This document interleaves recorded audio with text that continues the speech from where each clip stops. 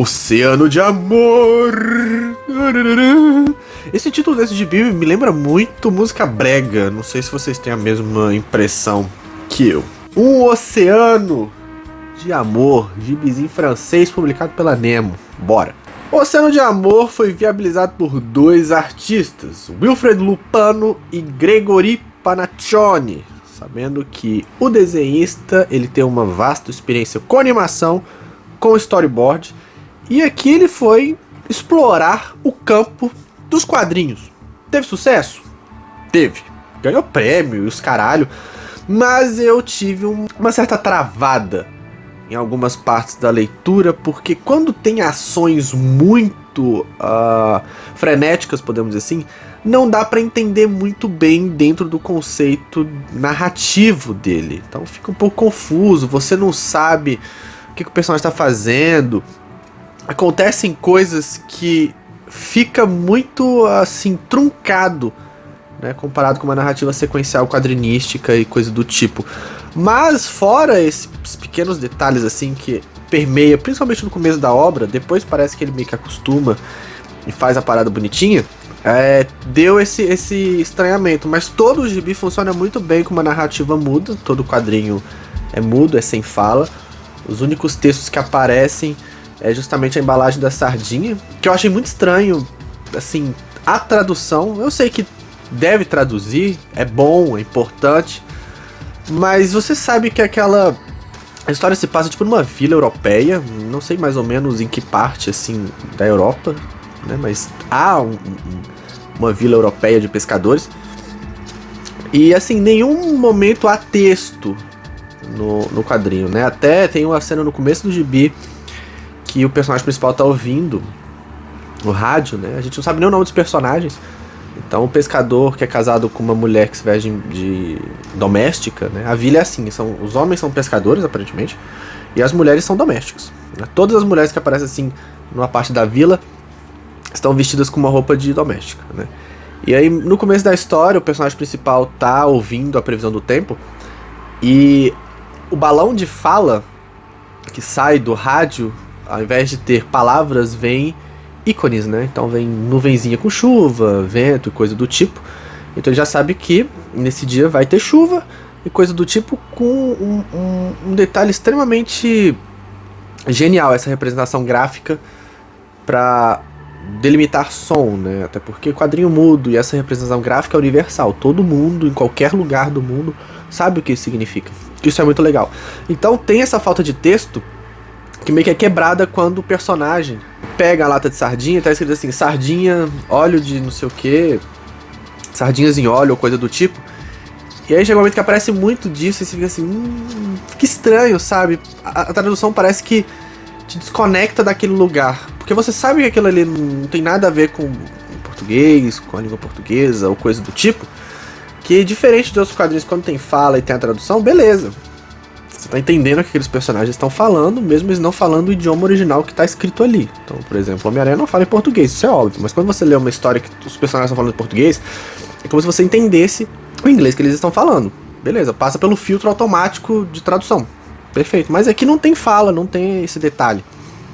Só que fica um pouco estranho, porque o desenho, o cenário é engessado numa espécie de época, né? Parece um lugar antigo, parece uma vila antiga, mas assim, é moderno, tem um barco, tem avião, tem várias coisas, só que dá esse aspecto meio rústico, podemos dizer assim. E aí eu fiquei um pouquinho incomodado com o lance de ter a tradução, né? Mas assim, é só um encasquetamento meu, isso não atrapalha em coisa alguma na narrativa. E assim, dentro do trabalho do desenhista, tem cenas de comédia muito boas. Tem uma parte que o personagem principal salva uma albatroz, uma gaivota, não sei, que tá com aqueles anéis de latinha, né, preso no pescoço. Ele tira, fica feliz, aí ele pega o negócio, aí ele come a lata de sardinha e joga assim no mar, e o passarinho fica puto, ele pega a latinha e joga na cabeça do cara. Tem uma parte que fica meio confuso, mas eu tava buscando significado naquilo, mas na verdade não tem. Que é o seguinte, o personagem principal, ele odeia as sardinhas, né? E a esposa dele põe a sardinha na cestinha dele, que ele vai levar quando vai pescar. Ele não gosta, ele tira, ela põe de novo. Ele tira, ela põe de novo e briga com ele. Ele fala, tá bom, eu vou levar.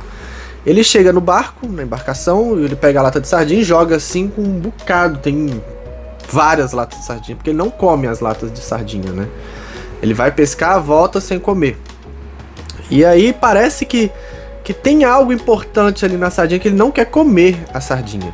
E não sei, ficou a impressão pra mim que ia ter alguma explicação, significado, coisa do tipo. Talvez eu estivesse esperando muito, colocando muita expectativa numa coisa simples e banal, que não acontece no final da história. Ele não come, aí acontece uma treta que um barco de pesca gigante joga uma rede e prende no barco dele, acontece várias tretas com o barquinho dele, né?